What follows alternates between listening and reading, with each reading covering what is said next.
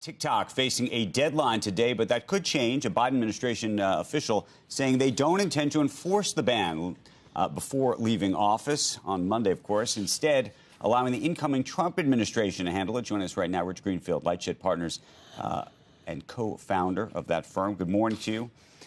Good morning. I'm not going to put words in your mouth. Your betting line here is what happens.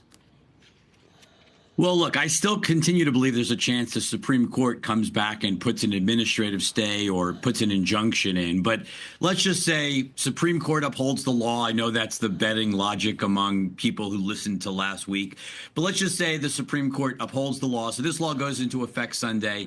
First of all, I still can't comprehend why the Biden administration, they can kick the can down the road 90 days and completely make this a Trump deal. I don't know why they want this law to technically go into effect on his last day in office. It's just another way for the Democratic Party to continue to blow up their relationship with, people all around the United States. So that doesn't seem like a great Democratic strategy, but it's sort of all irrelevant.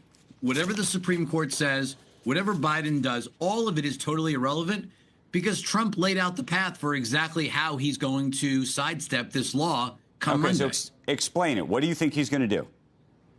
So Trump filed a brief in late December, Andrew, and that brief with the Supreme Court, his incoming Solicitor General filed a brief. And what it basically says, it cites Article 2. Article 2 defines what the president is allowed to do.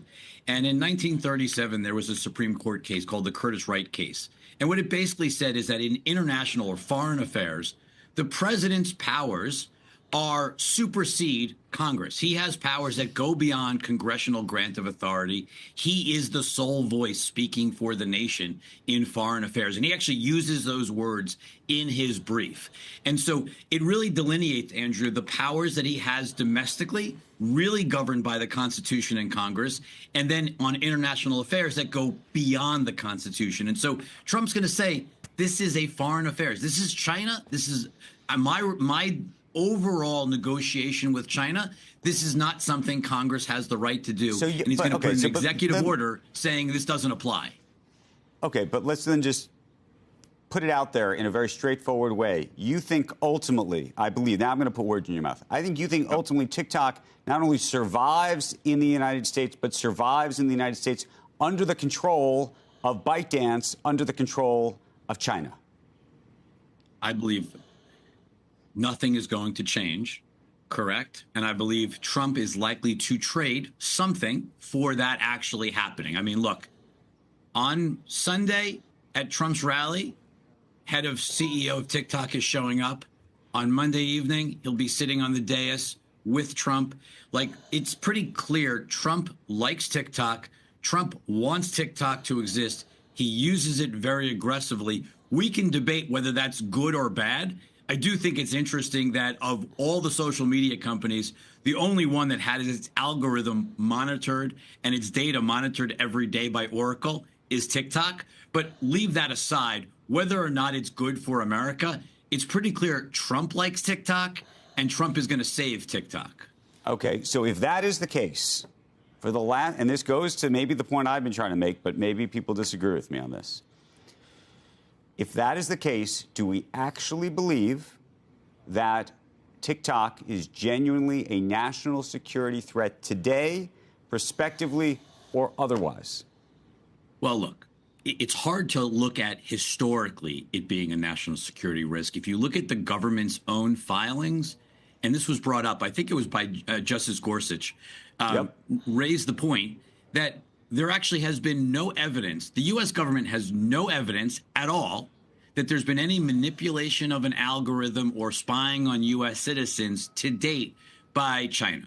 So that's factually correct. Meaning nothing has happened to date. Why is that not said aloud then? I mean, by the way, you and I may be the only people who are saying this.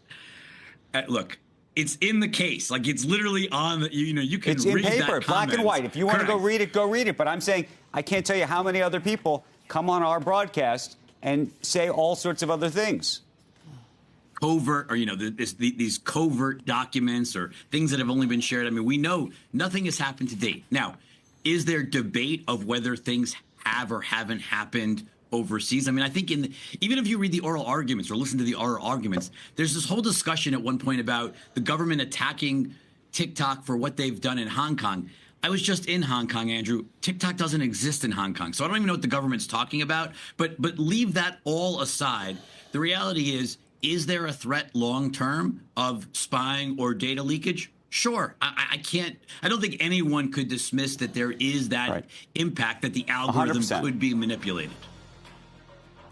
Is that enough of a national security risk? That's obviously something that, I guess ultimately the president has to decide, not Congress. And I think that's what you're going to see is Trump's going to make the decision on whether that is enough of a risk to force maybe a change in the monitoring, maybe more stringent monitoring, maybe a partial owner from the U.S. I don't know. I just think next week, all of your viewers who are watching right now and worried, will they're still still be going on to be TikTok. using TikTok.